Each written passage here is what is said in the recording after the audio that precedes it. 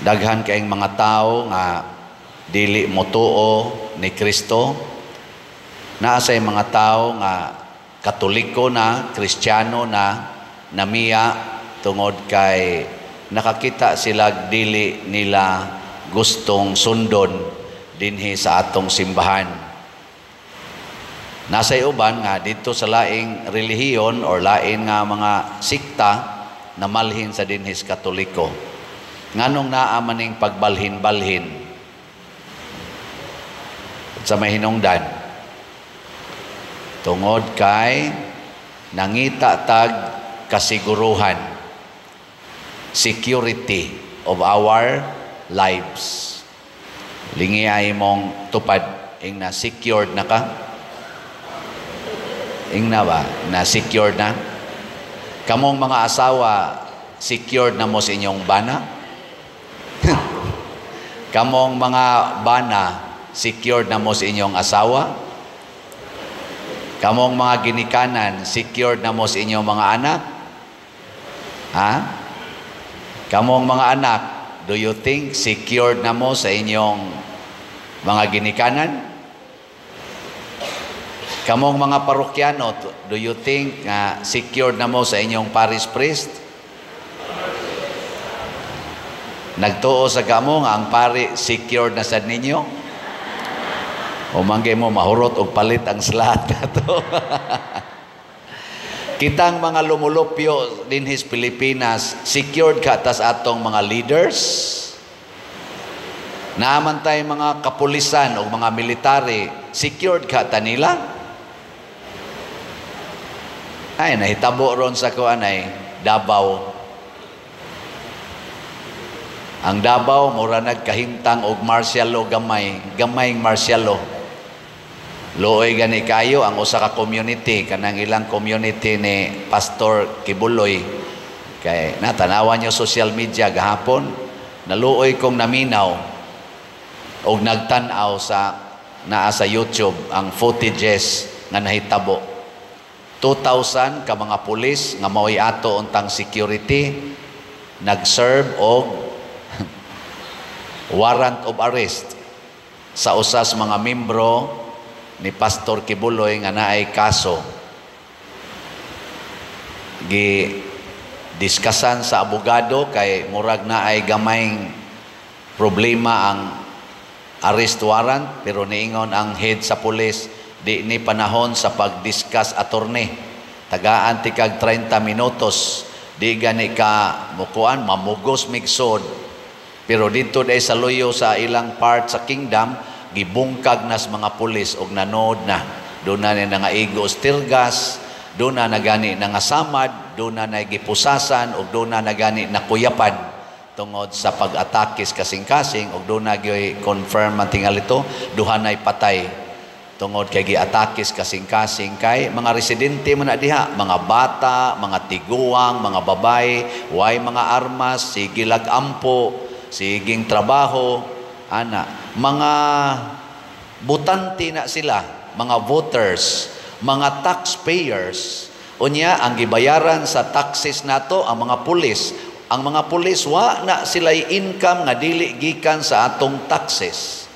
Unya, sila'y atong security. Karon di na maminaw sa mga tao nga ilang mo'y nagsweldo nila. Din sila maminaw. This is not a time to discuss attorney. Dito las korte, basta kami musod gyud mi og di gay mo patuo, mamugos migsod. Og tinuod man, gipasod gyud sila kay mamugos man gyud. Gi-search nila gikas buntag hangtod sa hapon, og karon sa akong nabalitaan, di na kuno makagawas ang tua sa sulod, og di na makasulod ang dias gawas. Ang mga pulis na naghari dito sa sulod sa maong lugar. Private residences. Arrest warrant ang gipakita. Why na arrest according sa ilang warrant of arrest, pero ilan ang gi-take over ang tibuok nga lugar. Ambot unsay isulti anis atong mga lawyers, sa atong mga leaders, sa atong nasod. Daghan ikog nadunggan sa una nga mamaraig aning community ni Pastor Kibuloy kay mga 8 million guna sila kabuok. Mga politicians adto magsigi og pangayog sa pabor mangayo og tabang aron mudaog sa ilang eleksyon. Hain naman mong ato mga leaders nga nidaog tungod sa mga butar ani mga tawhana. Nganong nahitabo man murabag og atong tan-awon murag ang gasweldo mao na nooy giopres sa gisweldohan. Di na maminaw ngano man kay ang gipaminaw aning ato karong mga kapulisan pulong sa tao, dili pulong sa Ginoo. Mao nang niingon si San Pedro diri sa atong ebanghelyo, asam unsa ni? Ginoo kinsa may among kapaingnan, anaa kanimo ang pulong nga naghatag og kinabuhing way katapusan. Nakaingon sad ang mga members karon aning maong community, akong nadunggan nanawag ngadto sa mga senador, pipila ka senador. Yan, niingon sila, asa naman ang amo, asa naman meron paingon, kinsa may mulaban namo, nga wa naman magtingog ang atong executive branch, ang atong, sa panang usa ka branch, judiciary, wa naman magtingog. Mao na asa man mipadong, mao ni ang problema mga igsoon, kung maminaw tas pulong sa tao. Di nata maminaw sa pulong sa Ginoo. Ang tinuod nga security wa diha sa pulong sa tao. Ang tinuod natong seguridad mao ang pulong sa Ginoo nga magtudlo nato. Mao bitaw diri sa unang pagbasa si Josue niingon siya sa iyang mga sakop, kinsay inyong paminawon og sundon nga mga pulong, kaning mga dios-dios, idolatry or kinibang pulong sa Ginoo nga atong gisimba nga miluwas nato gikan sa kaulipnan dito sa Ehipto og mihatod nato dinhi karon nining yuta nga gisaad kay nagsugod na magsilagsimbag mga dios-dios. Lingiyay mong tupad ing nakinsa rong pulong imong gisunod, sa tao o sa Ginoo? Unsa may ilhanan nga gisunod nato ang pulong sa tao? Ni agid ning tulo. Kanira gyoy common target or objective sa pulong sa tao. Kwarta, gahom, dungog. Ang pulong sa tao kanunay nagsintro ani nga kabuta gyud ang daghang kwarta, ang taas nga dungog ug ang dako nga gahom. Wealth, power, and honor. Og mao ni nakagubot sa kalibutan karon, Russia, Ukraine, wealth, power, and honor issues. Hamas and Israel, power, honor, wealth issues. China, Pilipinas, Amerika, ug ubang mga nasod, wealth, power, honor issues. Di ba? Sige gitag pangandoy ani gasunod tas pulong sa tao. Unsa may naas Ginoo? Dili kwarta, poverty, bulahan kamong mga kabos, at timana ang mga kabos, higugmaa ang mga kabos, unsay gibuhat ninyo sa labing ubos mo inyong gibuhat nga ri kanako. Mao nay sugo sa Ginoo. Dili gahom, niingon si Kristo, kinsa tong labing gustong mahimong labing taas, kinahanglang mahimong alagad sa tanan. Dili mo oppress sa tanan. Sa mas gibuhat ron sa ato mga kapulisan. Kapipila, dili tanan. Namurag sila nagyoy hari, sila nagyod mo'y hawd kaayo, tungod lang anang ilang armas o tungod sa nag-back up nila nga authority. Ana. No? Niya, ang ilar bang giharas? Ang mga taxpayers, ang mga voters nga maoy nagtuboy aning authority nga naglingkod nato karon. Ingkadi man na pader jutay ra man na sila 8 million ra man na 100 million man takapin. Kung mahimo na nila diha anang maong sektor, mahimo sa na nila sa tanan. Mao nay principle sa philosophy. Do not say it is impossible to happen in that place if it is already happening in this place? Di ba? Musugot ba mo nga kita dinhi dili na ta makamisa? Nanay magwardya diha, mag-anag pusil, nya kita mo'y nagbayad nila taxes, sige silang kaon sa atong kuan, kanang armas nga ilang gida, ang ato gyapong mga buhis, ang gibayad ana, kanang ilang mga uniform, atong buhis, ang gibayad ana. Nya kita mo ilang hulga-hulgaon, kita mo ilang hadlok-hadlokon ang lalang pusil, nag-training na sila martial arts, nag-training na sila how to attack. Unya kita'y ilang atakihon, nga kita mo'y nagbayad sa ilang training. Unayon ta. Mamalandong ka tayo, mga leaders sa Pilipinas, simbahan o sa gobyerno. Mamalandong kamo dihang mga naa diha naglingkod, pulos gyud mo nagkaon sa buhis sa mga Pilipinos. Ang uban pagani ninyo nangurakot nining buhis sa mga Pilipinos. Ang mga pobre nga mo'y nagbuhis, palit lang ka diha kag isda, mo tindal kag isda, tikitan dayon ka. Apan kining mga dagko kay nato mga rangguhan nga mga tao na ipipila nila, siging pahimo sa atong buhis, mangutang pagyud sa laing nasod para igarantiya ang atong buhis. Nya unayon tag sakit, unayon tag persecute, unayon tag oppress. Pulong sa tao nga handom o gahom, kwarta o dungog. Kita dinhi sa atong parokya, naningkamot gyud ko nga mamaligyag slat. Unsa man nangandoy tag kwarta? Ako mong gitudluan, i-share ng inyong kwarta sa simbahan, kay naatay mga project nga gihimo para sa kaayuhan sa tanan.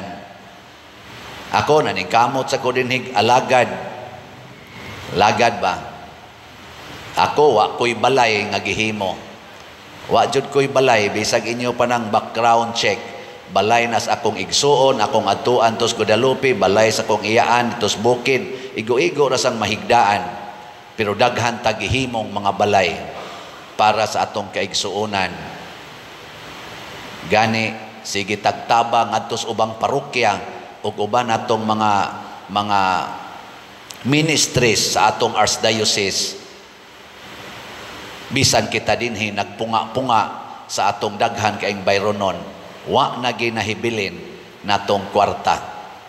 Ato ginang hotdog hatag kay wa ta dinhi maghuna-huna og pagtigom og kwarta kung dili sa pag-alagad sa atong isigkatawo ginamit ang kwarta. Salamat sa tanan nga namalit og slot, salamat sa atong mga donors, salamat ninyo nga uban aning atong kausa. Pakpaka dato ang ato mga malit og slots. Siging hatag, kolekta o uban pa. Naay manganhi nato, mag-mission appeal, mapahiyumon kaing mugikan dinhi, labing minus makadagid sila mga 200,000 gikan nato. Pagkanindot, ana, no? Kay wa ta mahangol dinhi kwarta, kung dili sa pagpaambit og kwarta. Pero kining mga tao nga nagsunod sa tawhanon nga mga pulong, gasigi lang ni sila og pahimo sa kwarta, mangbiktima pagyod, unayon pagyog biktima ang mga tao nga mo'y naghatag nila kwarta og assurance sa kwarta. Himo-himo silang budget, himo-himog budget, kita mo'y gabayad anang ilang budget. Nya kurakuton pas uban, unayon pagita pagharas sa ilang mga sinugo. Mamalandong taan Ako ni sulti ko ani dili pagpanaway sa atong gobyerno, kung dili kitang tanan mamalandong. Ako leader man sa kong simbahan, ni asay daghan dinhi sa simbahan nga hangol sa kwarta, hangol og dungog, hangol sad og gahom. Og maingon na gani ko ana, ako na gani mo'y maigo ana, palihog badlonga ko ninyo. Sagdi lang, og musinghag ko primero, sige hilang yung kog badlong.